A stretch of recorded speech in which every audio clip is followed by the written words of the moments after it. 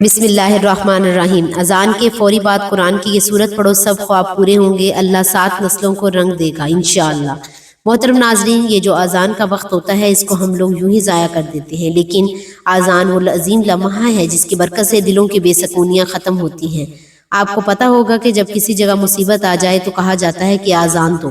یعنی اذان خود رحمت کا نزول ہے، مگر ہم لوگ اذان کے ہوتے ہوئے بھی اپنی مصروفیات میں گم رہتے ہیں، جبکہ حقیقت یہ ہے کہ جب اذان کی آواز آئے تو سب کام چھوڑ کر پوری توجہ کے ساتھ سننی چاہیے،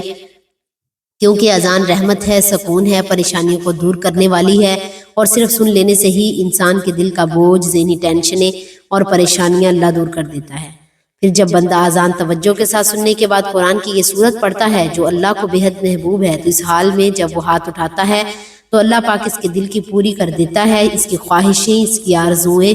اس کے پورے خواب ہو جاتی ہیں، نسلوں تک رحمت اترتی ہے، اور اللہ 7 نسلوں کو بھی اپنی رحمت کا رنگ عطا فرماتا ہے، بشرط یہ ہے کہ اذان کے قیمتی لمحوں کو ضائع نہ کیا جائے اور پورے احترام محبت کے ساتھ سنا جائے۔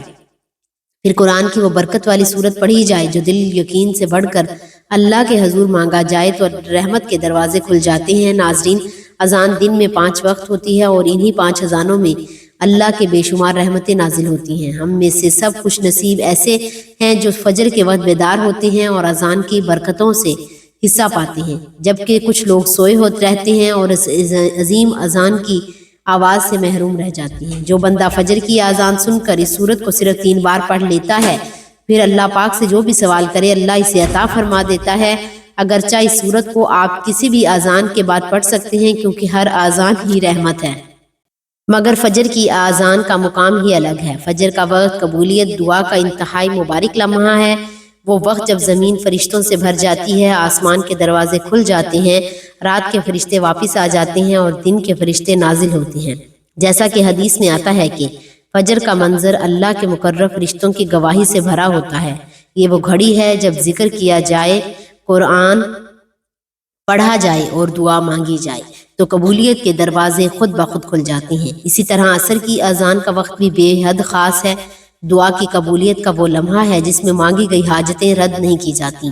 تو اس لیے ناظرین، فجر اور عصر دونوں اذانوں کے بعد اگر آپ یہ سورت پڑھنے کی عادت بنا لیں اور پھر دعا مانگیں تو انشاءاللہ ایسا ہی ہو سکتا ہے کہ آپ کی دعا قبول نہ ہو۔ اور اگر کوئی شخص ہر اذان کے بعد اس سورت کی تلاوت کو اپنی مستقل عادت بنا لے تو اس پر اللہ کی رحمتیں اور زیادہ برستی ہیں، زندگی آسان ہوتی ہے، دل پر سکون ہوتا ہے اور دعاؤں کی قبولیت قریب آ جاتی ہے۔ بس اصل شرط یہ ہے کہ اذان کے وقت دل حاضر ہو، زبان پر ذکر ہو اور یقین بھرپور ہو۔ محترم ناظرین، دین اسلام میں جس طرح نماز کو اہمیت حاصل ہے تو بالکل اسی طرح اذان بھی ہے، جو کہ اسلام کی اہم ستون نماز کی طرف بلاوے کا ذریعہ ہے۔ ابن عمیر بن انس اپنے انصاری چچا سے بیان کرتے ہیں کہ نبی کریم صلی اللہ علیہ وسلم کو یہ مسئلہ درپیش آیا کہ لوگوں کو نماز کے لیے کیسے جمع کیا جائے۔ کسی نے کہا کہ نماز کا وقت ہونے پر جھنڈا نصب کر دیا جائے، جب وہ اسے دیکھیں گے تو ایک دوسرے کو بتا دیں گے، لیکن رسول صلی اللہ علیہ وسلم کو یہ طریقہ پسند نہ آیا، زیادہ کہتے تھے کہ یہودیوں والے بغل کا ذکر ہوا، چنانچہ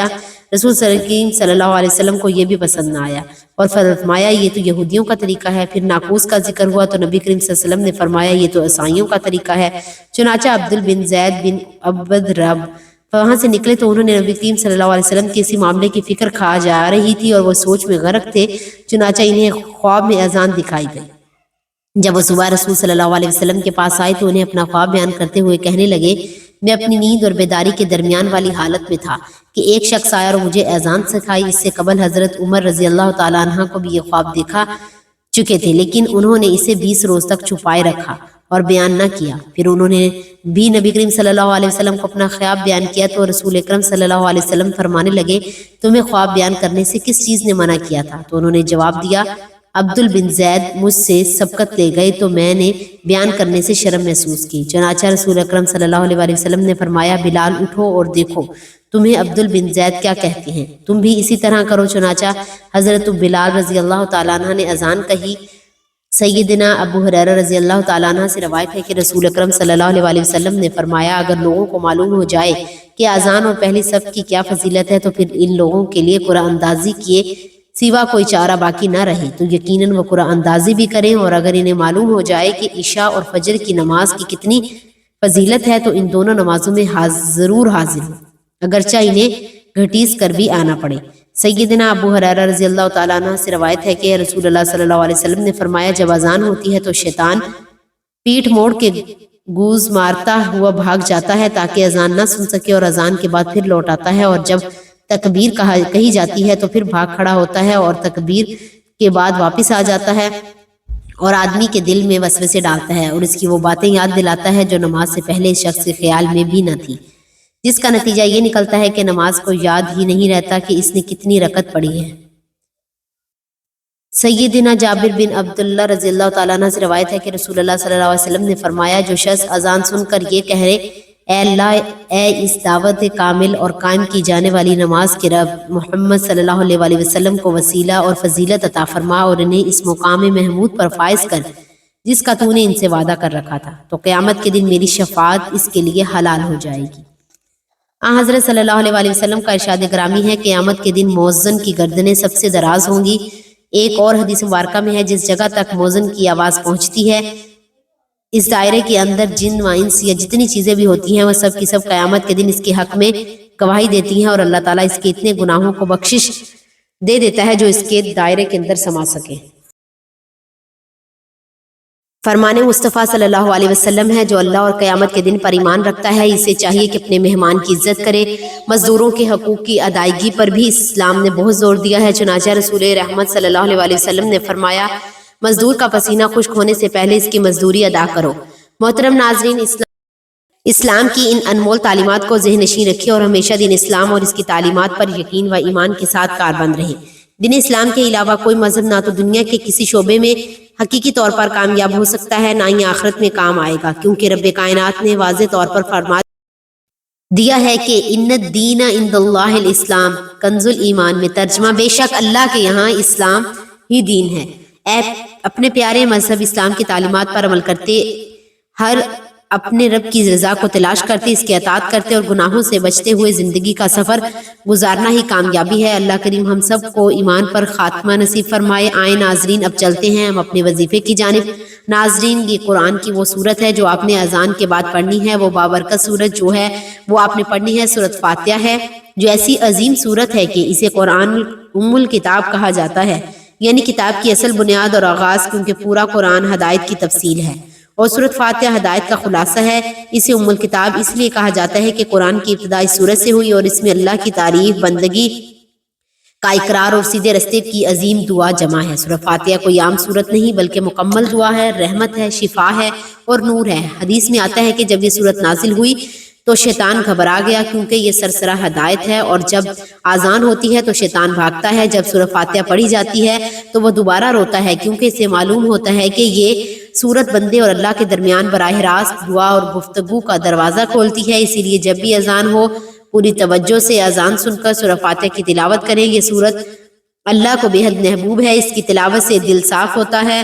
گھروں میں رحمت نازل ہوتی ہے، رکاوٹیں آسان ہو جاتی ہیں، حسد، نظر بد اور منفی اثرات دور ہو جاتے ہیں، اور جب اس سورت کی برکت کے ساتھ ہاتھ اٹھا کر دعا کی جائے تو اللہ کے فضل سے قبولیت کے دروازے کھل جاتے ہیں، کیونکہ سورہ فاتحہ کی ہر آیت بندے اور اللہ کے درمیان جواباً پڑھی جاتی ہے، اور یہ سورت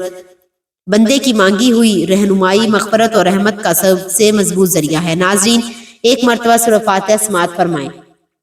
بسم اللہ الرحمن الرحیم، الحمد للہ رب العالمین، الرحمن الرحیم، مالک یوم الدین، ایاک نعبد و ایاک نستعین، اہدنا الصراط المستقیم، صراط الذین انعمت علیہم غیر المغضوب علیہم ولا الضالین، آمین۔